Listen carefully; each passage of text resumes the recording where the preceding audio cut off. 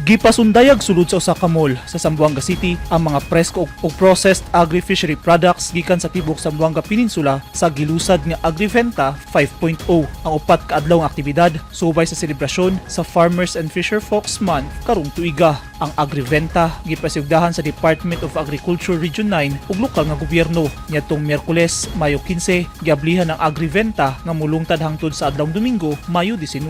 Gisalmutan kini sa 49 ka DA assisted Agribusiness Enterprises ug Marketing Services gikan sa tibok rehiyon. Mismong si Mayor John Dalipe ang nangulo sa ceremonial ribbon cutting ceremony. Kuyog sila Maria Melbao Uy, ang Department of Agriculture Regional Technical Director for Operations, City Agriculturist Arvin Magdugo ug uban pa. Ang Agri-venta karong tuiga naninguhang nga makahatag og platform alang sa mga mag-uuma ug mananagat aron mapasundayag ang ilang mga produkto ug aron mas mapalapdan ang ilang pagpamaligya.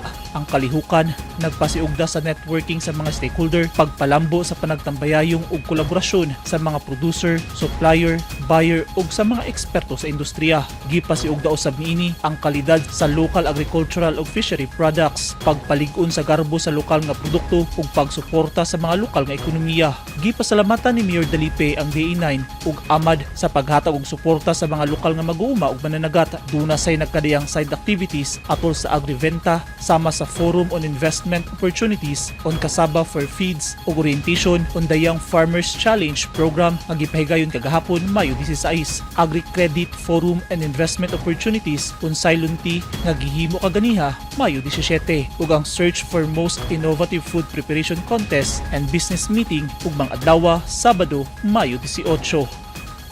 Eugene Hinutan, Newsline Philippines. Stay safe.